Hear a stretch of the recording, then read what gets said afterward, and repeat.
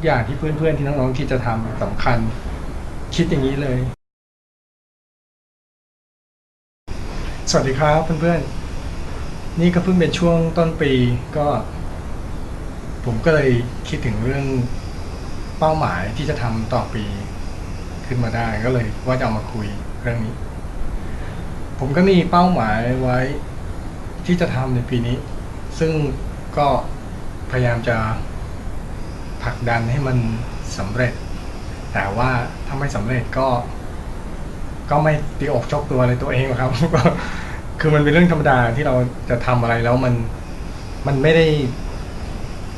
เรียบง่ายหรือว่าหนทางมันไม่ได้สะดวกสบายอะไรขนาดนั้นแต่ว่ามันสำคัญที่ว่าเราจะตั้งเป้าหมายเราควรจะตั้งเป้าหมายที่จะทำถ้ากำหนดระยะเวลาได้ยิ่งดีแต่ถ้าไม่ได้ก็กำหนดคร่าวๆนั่นก็คือหลักคิดของผมเพราะว่าจากประสบการณ์ที่ผมมีมาซึ่งผมเข้าใจว่าถ้าเป็นรุ่นผมเนี้ยรุ่นเป็นผู้ใหญ่เนี้ยหรือหลายๆคนที่ชอบวางแผนงานอะไรเงี้ยก็คงจะเข้าใจที่ผมพูดแล้วก็คือว่าถ้าเราไม่ตั้งเป้าหมายเซตระยะเวลาไว้จะละเอียดหรือคร่าวๆก็ตามถ้าเราไม่ตั้งไว้เนี่ยมันจะมักจะไม่ค่อยสำเร็จผลไม่ค่อยดำเนินคือถ้าเราไม่มีกรอบอะไรเลยเนี่ยเป้าหมายที่เราคิดเอาไว้เนี่ยมันมีแนวโน้มว่าจะเป็นแค่ความคิดอยู่อย่างนั้นเท่าที่ผมเจอหลังๆมาผมก็เรียนรู้เรื่องที่จะต้องกำหนดเป้าหมายกำหนดตารางเวลาอะไรสักอย่างที่เป็นสิ่งช่วยเตือนใจเป็นสิ่งช่วยผลักดันให้เราดำเนินโปรเจกต์นั้นงานนั้นๆไปได้มันเวิร์กสำหรับน้องๆถ้าเกิดว่าไม่ชินหรือว่าไม่ค่อยสนใจเรื่องนี้ลองหันมามองเรื่องการตั้งเป้าหมายแล้วก็กำหนดระยะเวลาดูผมว่ามันเวิร์กคือมันเวิร์กแหละเพราะว่ามันเป็นวิธีที่ส่วนใหญ่ผู้ที่เขาทำงานที่ทำงานออกมาสำเร็จใช้กันซึ่งผมก็เรียนรู้จากพวกเขาแหละไม่ได้ว่าเก่งมาจากไหนก็แต่ผมก็ได้ประสบกับตัวเองว่าพอเราตั้งเป้าหมายเนี่ยถึงแม้ว่างานมันไม่สำเร็จเนี่ยแต่ว่างานมันก็เดินข้อดีของมันคือว่าถึงแม้ว่างานเราไม่สำเร็จตามเวลาหรือว่าตามเป้าหมาย100%เนี่ยแต่ว่าสิ่งที่เราได้ก็คืองานมันเดินไปเรื่อยๆแล้วเราก็ในขณะที่งานมันดำเนินไปเนี่ยเราก็ถ้าหากว่ามันมีปัญหาเยอะหรือว่ามีอุปสรรคหรือว่าเราท้อถอยแล้วเนี่ยก็พยายามผลักตัวเอง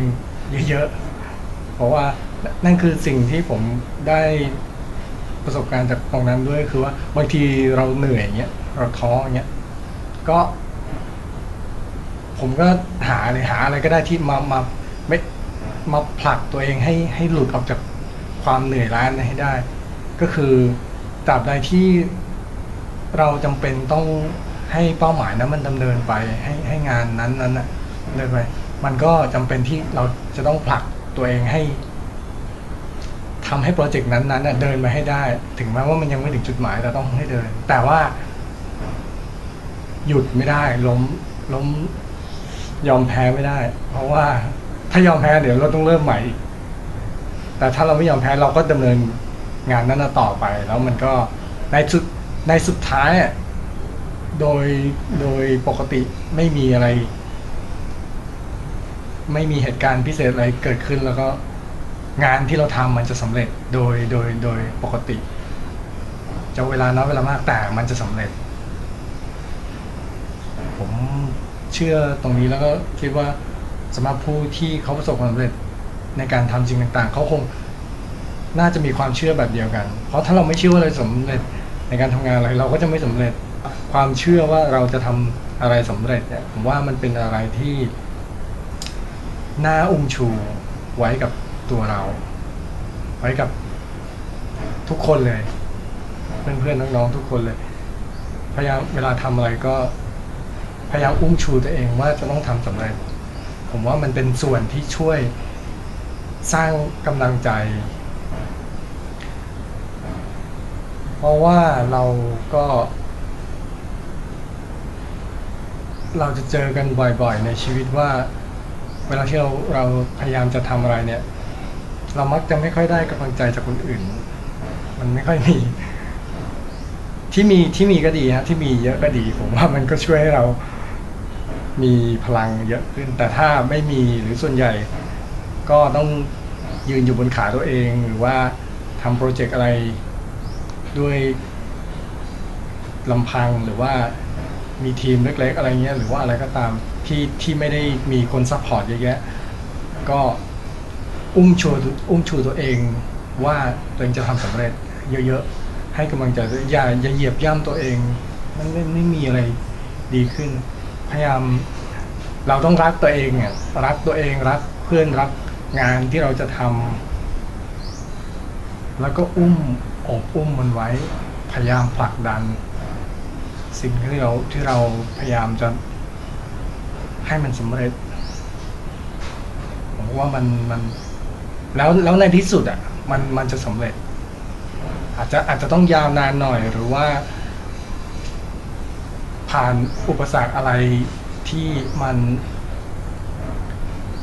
หนักหน่วงก็เจอก็ผ่านมัน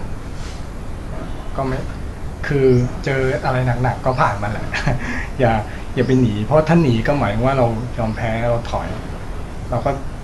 ลุยสู้กับปัญหาไปอันนี้ผมก็พูดบนในฐานะของคนที่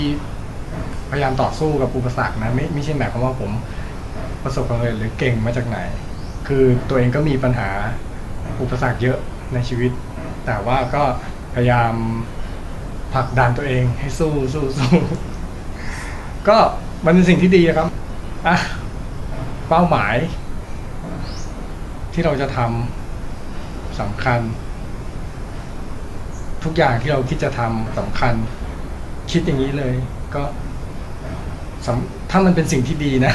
มันเป็นสิ่งที่ดีเป็นสิ่งที่ช่วยให้ทุกอย่างหรือทุกคนดีขึ้นอะไรเงี้ยก็ผลักดันให้มันเกิดขึ้นแล้วผลรวมของสิ่งที่เราทำมันจะช่วยให้โลกนี้ดีขึ้นโลกนี้น่าอยู่ขึ้นนี่คือแนวคิดของผมก็พยายามกัน